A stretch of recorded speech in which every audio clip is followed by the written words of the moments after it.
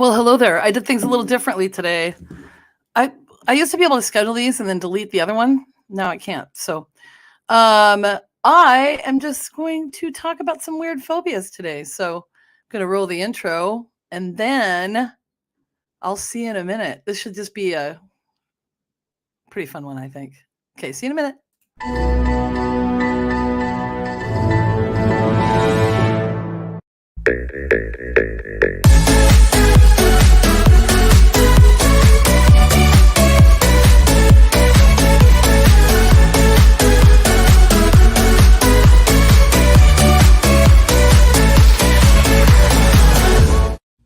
Boom! Let's do this. Okay. Well, hello there. I was making sure that my phone was off. Okay, so I did not have time. This is what's funny. I was gonna look up how to pronounce all these, and then I didn't get to do it. So I'm gonna find my Google Slides really quick, and I'm gonna tell you the reason why I'm doing this is because I didn't realize what is wrong with me that I didn't do it last week. So I'm trying to do every other week. Maybe I'll move back to every week just because it's fun, and then yeah, and then till the summer or whatever. But we're gonna talk about weird phobias because it's fun. It's weird. Um, I just the, the more I learn about people out there, right? We've all got stuff going on. The more I learn about people, the more I realize that we've all got stuff going on. We've all got lots of issues, possibly things we're dealing with, and so you know what? Let's just have fun. So let's talk about some weird phobias. Okay, this one. Okay. So weird phobias. Gonna move myself down there. Oh hi. Oh, you don't see me big. Okay. So the first one is arachibutyrophobia. Okay. This is so weird. This is the fear of peanut butter sticking to the roof of your mouth. This is an actual thing. So I'm going to read what I put here. Okay. So it's the fear of this. It's happened to everyone at one point or another. People with this phobia are extremely afraid of it. The severity of this varies from person to person. Some with this condition may be able to eat small amounts of peanut butter, but others will completely avoid eating peanut butter or anything with a similar consistency. It's a rare phobia and can stem from a greater phobia of sticky things or a fear of choking. So that kind of makes sense. It's a weird phobia until you read that and you're like, oh, that kind of makes sense. It may also stem from a traumatic incident with peanut butter, such as choking or being allergic to it. Okay. So the next one is xanthophobia. Okay. Now this one is fear of the color yellow. You guys, this is so weird. Fear of the color yellow. So people with this phobia are also usually afraid of any object that is yellow, such as school buses and flowers.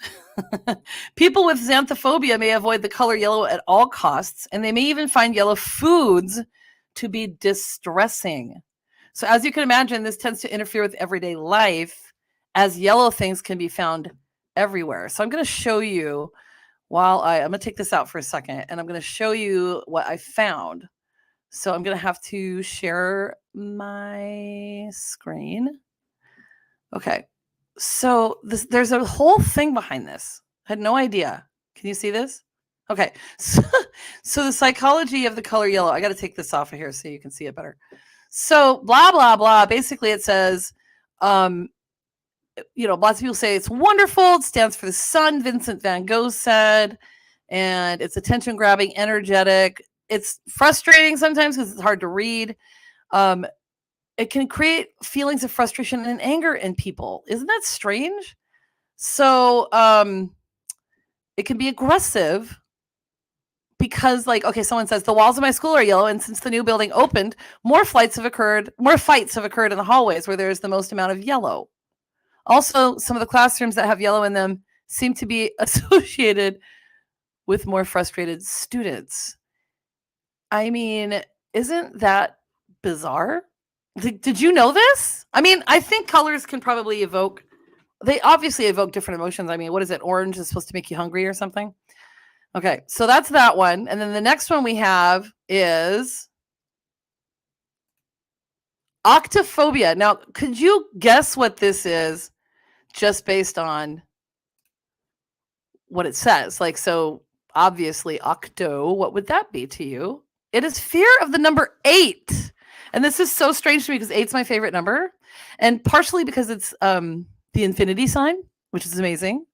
Okay, so it's a fear of the number 8. Interestingly, there are a few other known phobias of 2 specific numbers, except for the fear of numbers themselves, which is arithmophobia. Okay, and the fear of the number 13, which is whatever. People with this fear the symbol 8 as it appears written down, such as in advertisements and addresses. And they can also fear objects presenting in groups of 8. What is this all about? This is the strangest thing.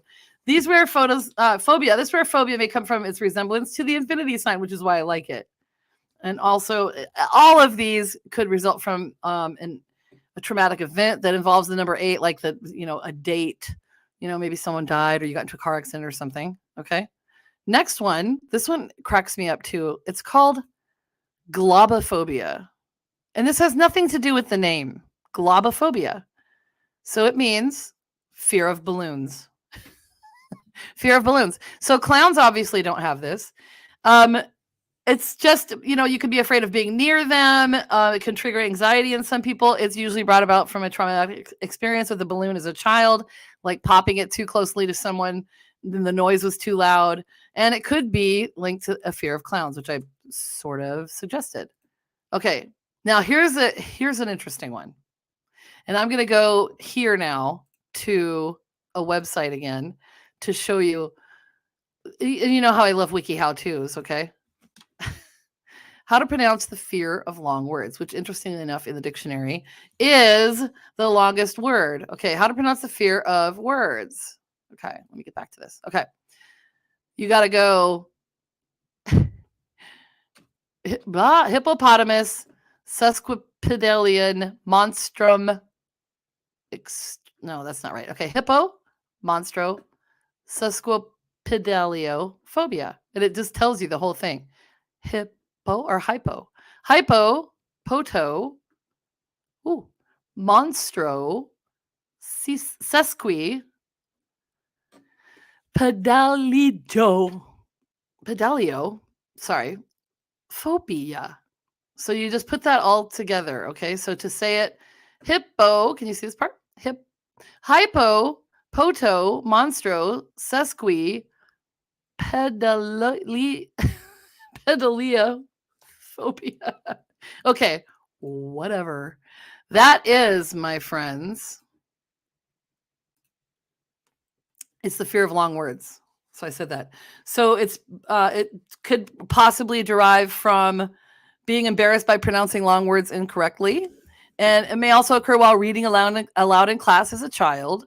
And it could be associated with dyslexia. So although these are really weird ones, oh wait, I forgot to put it up there. Whoa, check that out. Although these are weird ones, I mean, in a way, it's kind of sad, some of the reasons, All right, so that was fear of long words. The next one is omphallophobia. Okay, this is just interesting. Ew, fear of belly buttons. I put this picture up here. I guess you didn't get the whole. Oh, wait, here. I got to take this off. It's a fear of belly buttons. Is anybody afraid of belly buttons? I mean, look how weird belly buttons are. After I looked at this, I was like, ooh, like I'm not afraid of them, but they're not that great looking either. Look at, I mean, it describes all of the different kinds. They avoid seeing, people with this phobia avoid seeing or touching belly buttons, even their own. They might even put a bandage over their belly button to avoid looking at it. And they will sometimes avoid places where belly buttons can be exposed, like beaches. All right, next up. Pogonophobia. Pogonophobia. Whew, pogonophobia. Ah, this one's my favorite, and I should have put this last. This is the fear that somewhere, somehow, a duck is always watching. a quick internet search here reveals an abundance of websites either presenting the phobia as Gary Larson originally conceived it or mislabeling it as simply the fear of ducks. So Gary Larson had some kind of cartoon about it. Was it Gary Larson? It might not be real or officially recognized, but that does not mean that a fear of ducks or geese is not possible. The fear of birds or ornithophobia is a very real specific phobia. Okay, I think the funniest part is me trying to pronounce these. It's a very real fear. In fact, the actual fear of ducks and geese would be characterized in that ornithophobia category. So, Christine Hillary, hi, LOL. I know, isn't this funny? It's like the best. Okay, so after the fear of ducks, we've got pogonophobia. And this one is fear of beards.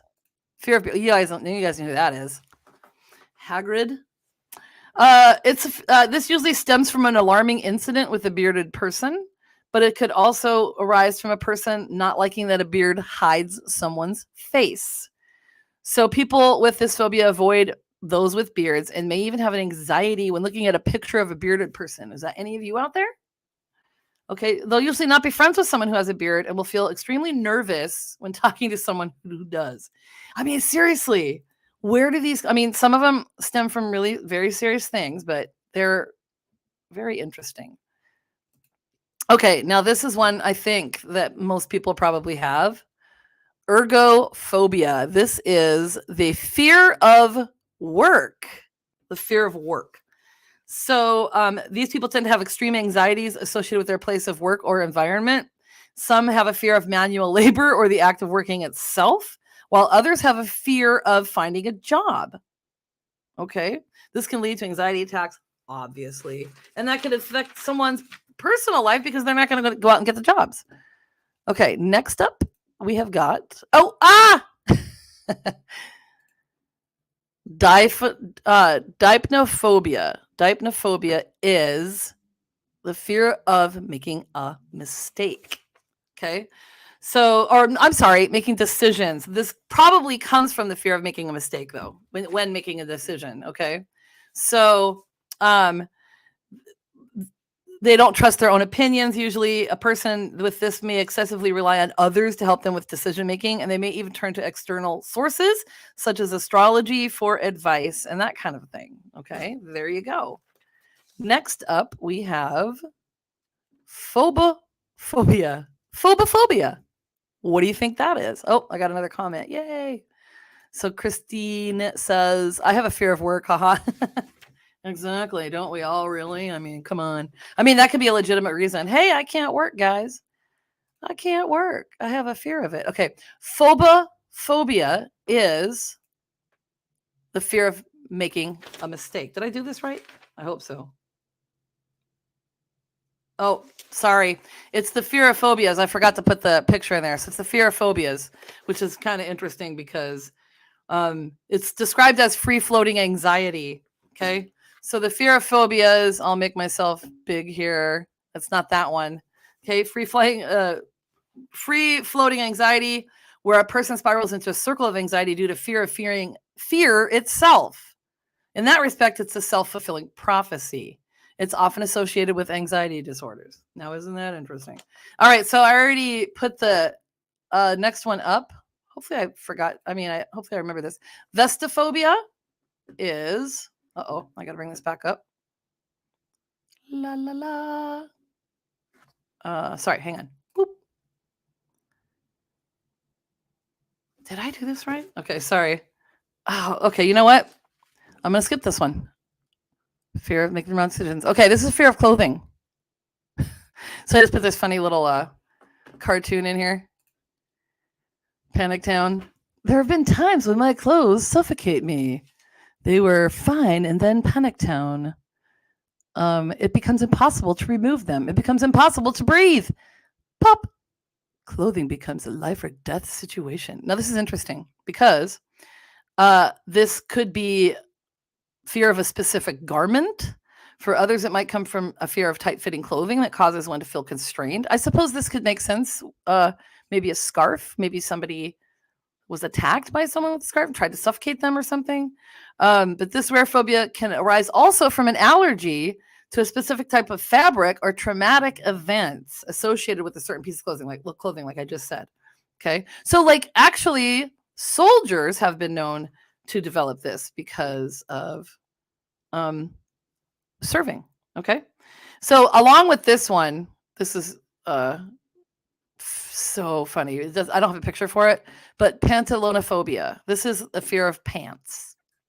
So maybe, I guess, you just wear dresses or leggings. Well, no, leggings are considered pants. Okay, and here's the last one. And this is, I describe this about myself a lot. And then I looked into it and I'm like, whoa, I don't know. Aticophobia. Aticophobia. Okay, whoa. So, like, what's the fear of mispronouncing words? Just kidding. Okay, I got another comment. Jennifer Taylor. Vestophobia sounds more like a fear of Michael Fox's vest in Back to the Future. That's freaking amazing. Yeah, sorry, I messed up a little bit. I had a really long day of classes and real estate stuff. So I'm like, all things real estate. So this fear of failure is a constant overwhelming feeling of dread that accompanies the undertaking of projects or pursuit of life goals. People who live with aticophobia often feel absolutely certain they will fail, even if that feeling is not based on reality. Okay, so I don't know what mine was or is. Like, I'm working on it. Like, but I have a fear of failure. I don't want to fail. I don't want to,